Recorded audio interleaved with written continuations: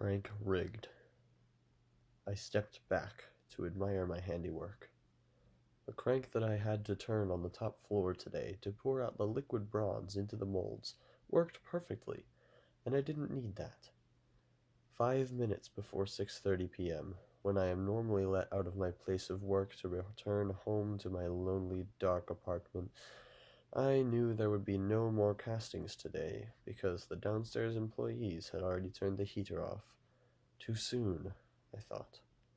I needed it to be hot longer. I would have to be fast. The foreman of the factory liked to shuffle my job around because he thought I was multi-talented. The truth is, I just faked my competence so that he would trust me. Luckily for me, it was all too easy to use every piece of the machinery, so I had no problem feigning my knowledge. Today was the day for me to finally relieve him of his duties because he assigned me to the top floor crank, the one responsible for tilting the container 4 floors below to pour out the molten metal that we were required to make in order to keep our low-paying jobs. Copper plus tin, copper plus tin, copper plus tin, all day long. Oh, how I longed for anything otherwise. The daily shuffling of my station was not enough to bring my life variety, for wasting the last 6 years of my life away, I wanted the foreman dead. Is that not reasonable?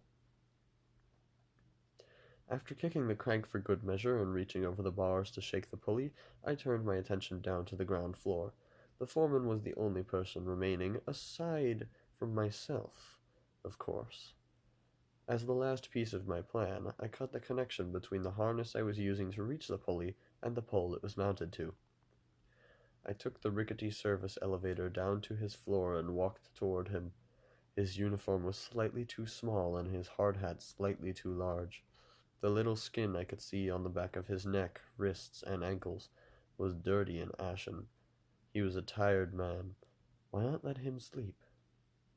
"Sir," I started, "you put me on the crank today." He turned slowly. "Yes, I had to fire Rogers. He was stealing parts from the crank, so it kept breaking. I have yet to hire anyone to fully repair it, so I hope you were careful today." A little whirring of my spirit propelled me forward. It was better than I ever could have hoped. "That's what I came to talk to you about.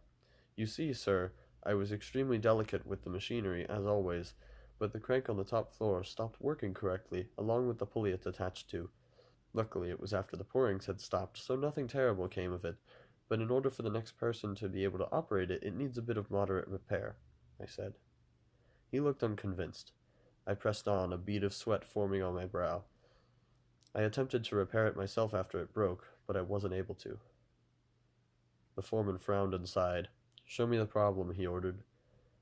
I walked toward the service elevator and held the door open for him. Little did he know that was the last act of kindness he would ever receive. Entering the elevator and pressing the button, we rode our way to the top in a silence that screamed in my ears. I began to sweat. What if he's on to me? What if he has the same plan as I do and wants to kill me instead? An endless amount of problems came to mind. I hoped we would reach the top floor before I backed out of the perfect setup and turned myself in. Thankfully, we did. The elevator's wire doors screeched open with a bit of pulling, to which the foreman remarked, "I really must get those oiled and cleaned." We exited the elevator and left the silence within. Within my field of view, I could barely see the obvious state of disrepair of the crank that I had created, and that the harness was indeed cut. The foreman stopped next to the crank, looked down at it, and sighed. "This thing really fell apart," he said upon closer examination, "but it should be a relatively quick fix. Let me check the pulley, though." "Sir, the harness," I reminded him. He dismissed me as if he already knew, and put the harness on. In shock, I realized that if he tugged too hard on the harness's rope, he would find it had been disconnected. I found the place where the severed rope had fallen near the post it had been mounted on, and stood on top of it. He did not pull on the rope, but I felt better nonetheless. The foreman reached out over the bars and grabbed the pulley. He inspected it to find missing bolts and kept looking at it for a long measure of time. I was waiting for the perfect moment when he spoke. You know, Harrison, you're a good man. Any of the others would have left this for me to discover tomorrow morning and delayed the day of work. I smiled. That's where you're wrong. My foot lifted from the rope and followed my other one in a sprint toward the bars. I threw my arms out in front of me and pushed him off of the top floor. Only a single short yelp of fear escaped his lips before he was silent. I looked over the bars to admire what was effectively a helpless falling rag doll, and smiled at the comfort it brought me. Time seemed to slow as he fell, face and chest first, toward the vat of bronze below. I thought he might miss, but he landed perfectly in the center of the vat, arms and legs sprawled. There came a loud, piercing crack noise from below as I saw his form crumple under the force. A bit of blood did scatter, but mostly everything landed exactly how I had wanted. I ran back to the service elevator and rode it down to the second floor to get a closer look.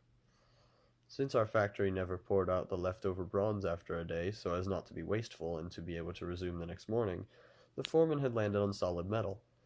Even though the heater had been turned off even 15 minutes prior, the metal was still quite hot, so from this distance I could hear the blood that had poured around him begin to sizzle. I yelled in excitement and triumph and took the elevator to the ground floor. I ran over to the vat and quickly turned the dials to melt the metal. I waited for a while in triumphant yet solemn silence. I had done it, but something was missing. A tribute, exactly what it needed. Eventually, what used to be the foreman sunk into the liquefied bronze. I went back to the second level to see that the blood and flesh had turned the liquid metal an eerie burnt crimson. I used the secondary crank on the third floor to pour him out of the melting pot and into a rectangular mold. The density of the metal kept him under the surface as I waited for the blood bronze to solidify around him. The metal cooled until it was merely warm to the touch. The temperature alone seemed so inviting. I wanted to join him. Suddenly I was overtaken by a jealous rage. Why must this man that I despise get a more comfortable resting spot than my nervous self? My eyes widened. I realized my insane mistake. In apology, I improved his rectangular statue before setting it up with a wagon. I was no sculptor, anyone could tell. I had only really chipped away some edges, but it wasn't obvious from any angle that the block contained the foreman within. What a shame. I poured a small mold and pressed letters into the liquid. It was messy, but the plaque said, "Sorry." Back on track, I cursed the foreman for being lucky enough to have a warm and comfortable place to stay for the rest of eternity. I dumped more bronze nuggets into the vat to fill it up, took the elevator to the top floor, and looked down. The harsh crimson looked almost appetizing. I was envious of the foreman, and I knew I would be for the rest of my life, however short it may have been. I got up on the bars and looked down. Somehow, the bronze block appeared to have shifted to a slightly different position. I didn't think anything of it, though, so I steadied myself and took the plunge. The moment my feet left the bars, I was at peace. I instantly knew why the foreman had only yelped once then gone silent. The rush of air was comfortable. It was warm. It was no longer air. I slid hands first into the honey-like liquid. I could feel myself burning, but it was oddly soothing. My hands tried to claw their way out of the liquid, but it was getting difficult to move. Not only could I no longer feel my arms, or any part of me for that matter, but the bronze was solidifying. I poked my burning, now bald and shiny head out of the metal to see a blood-red, faceless humanoid figure turning the dial down. My warm, comforting haven was no longer warm. It was becoming a cold prison. Unable to pull myself under for warmth, I floated there, encased, as the metal foreman watched me suffer. "Why?" he asked. "Why did you think you deserved to be as comfortable as I am?"